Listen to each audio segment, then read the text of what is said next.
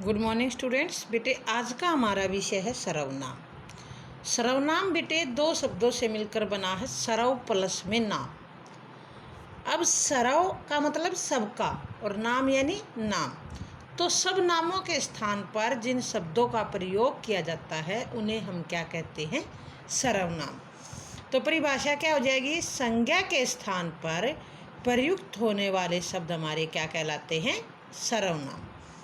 सर्वनाम के हमारे 6 भेद होते हैं। पुरुषवाचक सर्वनाम वह है सर्वनाम जो किसी व्यक्ति के लिए प्रयुक्त होता है, अर्थात जो बोलने वाला अपने नाम के स्थान पर, सुनने वाले के नाम के स्थान पर या किसी अन्य के नाम के स्थान पर जिन शब्दों का प्रयोग करता है वो हमारा क्या कहलाता है? पुरुषवाचक सर्वनाम।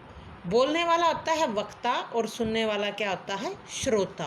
वक्ता, श्रोता और किसी तीसरे के लिए, अन्य के लिए जिन शब्दों का प्रयोग करता है वो हमारा क्या कहलाता है? पुरुषवाचक सर्वनाम। अब जो पुरुषवाचक सर्वनाम है बेटे उसके हमारे 3 प्रकार के होते हैं। पहला है उत्तम पुरुषवाचक सर्वनाम, मध्यम और अन्य पुरुष। तो बोलने वाला या लिखने वाला अपने नाम के बदले जिस सर्वनाम का प्रयोग करता है उसे उत्तम पुरुषवाचक सर्वनाम कहते हैं। यानी अपने नाम के स्थान पर, जैसे मैं आपके साथ बोल रही तो मैंने अपने नाम के स्थान पर क्या किया प्रयोग? मैं। तो ये हमारा क्या हो गया? उत्तम पुरुषवाचक सर्वनाम। मैं, मुझे, मेरा, हम, हमें, हमारा। तो ये हमारे किस में होते हैं? सारे उत्तम पुरुषवाचक सर्वनाम में। फिर आता है बेटे मध्यम पुरुषवाचक सर्वनाम, जिससे बात की जाए, यानी जो सुनने वाला होता है, श्रोता होता है, जिससे हम बात कर रहे हैं या जिससे संबोधित किया जाए, उसके नाम के बदले प्रयुक्त सर्वनाम को मध्यम पुरुष सर्वनाम कहते हैं। जैसे तू, तुम, आप इत्यादि।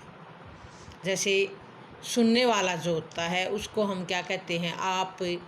उसके नाम के स्थान पर आप का भी प्रयोग कर देते हैं। तू का प्रयोग बेटे किसी के साथ अत्यधिक निकटता प्रकट करने के लिए या किसी का अनादर करने जहाँ पर किया जाता है वहीं पर तू का प्रयोग होता है। जैसे हे प्रभु तू ही कृपा कर, तू सबका आसरा है। तो भगवान के साथ जो है अत्यधिक निकटता जहाँ पर दिखाई जाए वहाँ पर जो है हम तू का प्रयोग करते हैं, वरना क्या हमें जो औपचारिक तौर पर हमें आप का ही प्रयोग करना चाहिए। फिर आता है बेटे अन्य पुरुषवाचक सर्वनाम। वक्ता या लेखक जिन सर्वनामों का प्रयोग श्रोता के अलावा, सुनने वाले के अलावा अन्य लोगों के लिए करता है तो वो हमारा क्या कहलाता है? अन्य पुरुषवाचक सर्वनाम। और ये कौन से होते हैं? ये, वे, वह, ये, वे कहाँ गए, वह क्या कर रहा है। तो ये हमारे क्या हो जाएंगे? अन्य पुरुषवाचक सर्वनाम। फिर आता है हमारा निश्चयवाचक सर्वनाम। जो सर्वनाम किसी निश्चित व्यक्ति या वस्तु की ओर संकेत करते हैं।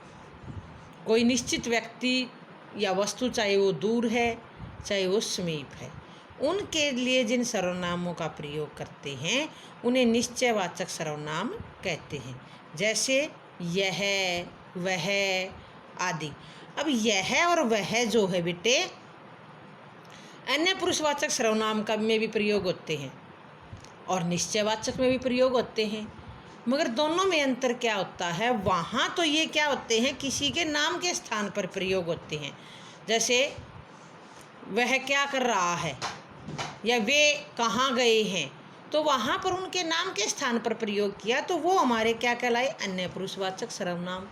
और जहाँ पर किसी चीज़ की तरफ संकेत किया जाता है, इशारा किया जाता है, वहाँ पर यह वह का प्रयोग करते हैं तो वहाँ पर वो हमारा निश्चयवाचक सर्वनाम होता है। वह घर मेरा है, मेरा ही है, किसी दूसरे का नहीं है।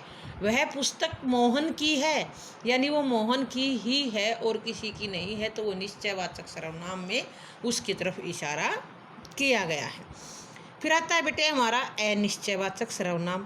जिन सर्वनामों का प्रयोग हम अनिश्चित व्यक्ति या वस्तु के लिए करते हैं उन्हें हम अनिश्चयवाचक सर्वनाम कहते हैं। जैसे कोई कुछ, दाल में कुछ पड़ा है, बाहर कोई खड़ा है, तो वहाँ निश्चित नहीं है कि दाल में क्या गिरा हुआ है या बाहर कौन खड़ा है। तो जो कोई और कुछ का जहाँ होता है वो हमारा निश्चयवाचक के अंदर प्रयोग किया जाता है।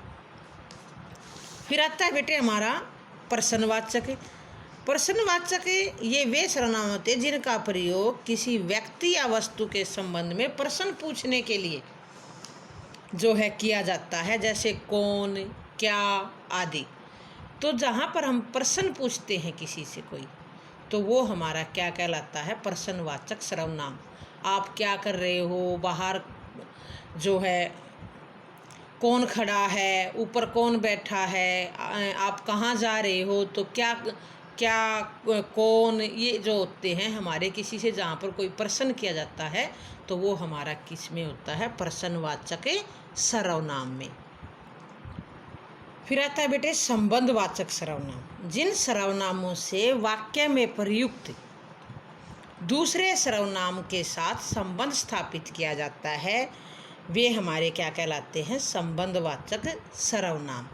जैसे जो, सो, जो, वह, जिसकी लाठी उसकी भैंस, जैसा बोओगे वैसा काटोगे, जैसा करोगे वैसा भरोगे, जो पढ़ेगा वो पास होगा। तो इस प्रकार का जो है एक संज्ञा सर्वनाम का दूसरे संज्ञा सर्वनाम के साथ जो संबंध स्थापित करते हैं वो हमारे क्या कहलाते हैं, संबंधवाचक सर्वनाम।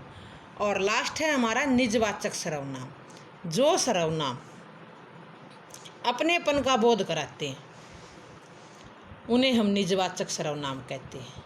इसमें जैसे जैसे स्वयं, अपने आप, खुद इत्यादि शब्दों का जो है इसके अंदर प्रयोग किया जाता है।